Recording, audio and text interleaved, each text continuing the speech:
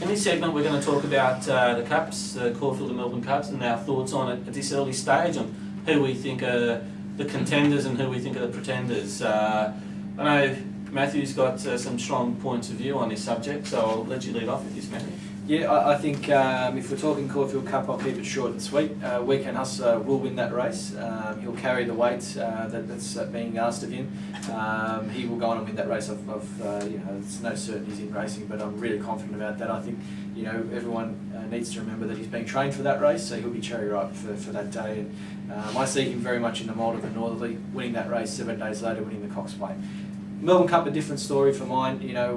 He's there to win the Caulfield Cup. Hustler not run a nice second, so he'll cop a penalty, and that will be an enormous ask then to run the Melbourne Cup. But I dare say they might not even run him. So Melbourne Cup, I'm looking at some other horses. The way people are getting carried away about Septimus, it's just danger for me.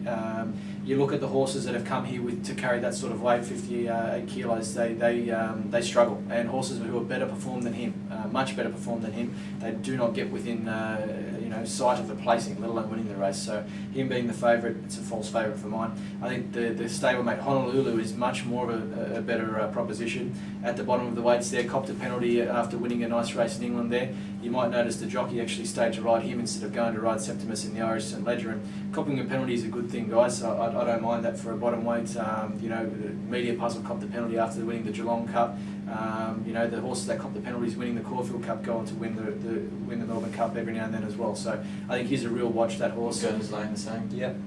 Honolulu is an on-pace style horse as well. On-pace style horse, plenty of energy, able to sit on the pace. And they're the horses, they're the imports that have done well here. The ones who have come and sat on the pace, give the slip. Who was the other one that nearly got away with it? Central Park. Central Park. Marla ran a place. Should have won Central Park. Yeah, Marla ran a place. Yeah, jock. They were all horses that came from overseas, but they were bottom weights, and they also ran on the pace. That's the horse you look for if you want to stick with the overseas stays. From the Aussie horses, Elizabeth Suman, big fan of Tuesday Joy. She's a great mare and plenty of staying ability, and she'll take some beating in both the Caulfield Cup and Melbourne Cup. And after the weights came out, I was the first one to say Efficient can't win. The very first one to say it.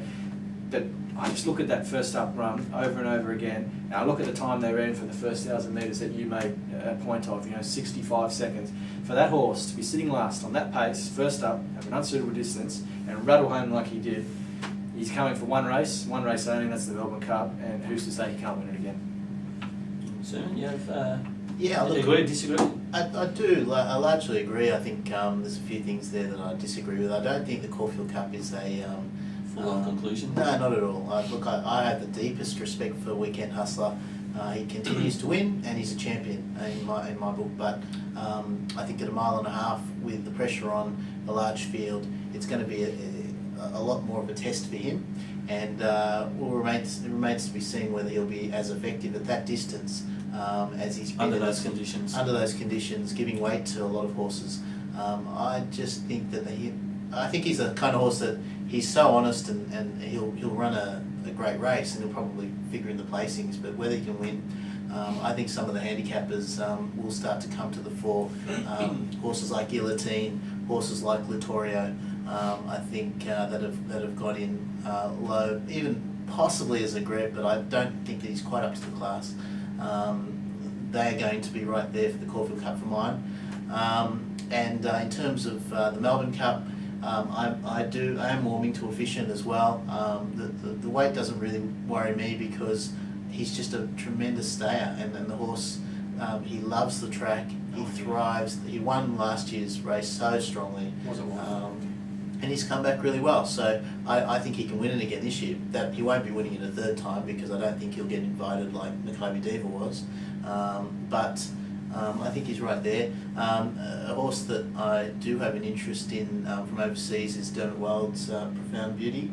I think it's got in pretty light at the weights, can stay, and a horse that probably will get under some people's guard. He's very canny. He doesn't bring them here. His record of all the overseas trainers has been the best, really. Like he doesn't come every year, but when he does, it's usually a horse that's got a lot of ability, and it's just cherry ripe for the race. So he'll do a Media Puzzle with her too. I think he'll need to run the Geelong Cup to qualify her, and who's to say she can't win that? And I guess that's the query. She still has to get into the race, and when they're not there, you can't be too bullish about it. But if she does happen to qualify, I think that she's going to be right in calculations, and that would be my assessment of the race. Okay, I agree with Matthew in as far as Septimus goes. I wasn't impressed with his win at all. Yeah, okay, he's won by 13 lengths on a wet track. The horse that ran second, a horse called New Zealand, well, previously he'd won a maiden, and He runs like most. yeah, look, I did like you say, I did like Honolulu. I thought he flattened out and accelerated more the style of our horses do. Oh, I did. That's the key, isn't it? Yeah, he just looked, and he reminded me so much of Media Puzzle the way he flattened out. We don't normally see that type of horse here in Australia from Europe. We see those other horses, like the long, loping one paces that win over 4,000 metres. Yeah, and that's not for me. Leave me out of that. I read in the press during the week, a couple of our so-called experts saying how great Septimus was, but give me a break. And what about the whinging about him not copying a penalty? The horse has been well and truly weighted over and above his best already. He doesn't need a penalty. I applaud the stance of the handicapper. I agree. Carpenter, I don't think he needs any more. The horse can't win with the weight he's got, let alone a penalty on top. I totally agree. We agree on this point, mate. But I'll go back to the Caulfield Cup, which point we don't agree on, and that is, once again. Okay, I guarantee that Mankini won't rear its ugly head. I certainly hope not for the viewers. But it's rearing its head. Absolutely, it's set in stone. It's not being changed. The Caulfield Cup is not over by any means. I agree with Suman on that fact. It's going to be a totally different kettle of fish. 2,400. They're going to run along because it's a large field, and when you get a large field, you get a lot of horses drawn poorly. They're all going to be trying to get to the first turn, they're all going to be jostling for positions. The pressure will be on, they'll run along. And then he's going to have to give weight to a lot of horses that he's carrying level weights with at the moment. Whether he can give 4 or 5 kilos to those horses over that distance is the question mark for me. And that's why I think if you're taking 2 to 1 about him for the Caulfield Cup, you're nuts. Or 3 to 1, whatever he is. Get on with me, I'll give you my phone number for God's sakes, just please call me. It's well and truly found out in the markets now, so that's well no statement. It's well and truly found out. Well, that's right. Well, why would you take those odds? When he was beaten by Light Fantastic, you get $4 in both the Cox Plate and Caulfield Cup, and I thought that was the time to take it. I did, because I knew that he'd come out on that Saturday and win, and he did, and he's since only continued to firm. I think he's firmed again, hasn't he? He's firmed again since then. Yeah, but it's not a betting. It's not a betting proposition now. It's too late if you haven't watched it. Don't waste your money, guys. Yeah, agreed. And as far as other Cups chances, big fan of Guillotine. I really am. I was taken with his weight for age performance last week over an unsuitable distance, and I do think he's going to appreciate the larger tracks like Flemington, as opposed to Moonee Valley and other horses. It's probably a little bit early now, but they'll come out of the woodworks, and like Zagreb showed us something yesterday. Efficient, you've already covered. It's terrific, ran first up. Even some old stages like I thought maybe Better was coming along well. I thought he ran well the other day. Sailor Girl, I wish they'd really go to the Cups with Sailor Girl, I really do.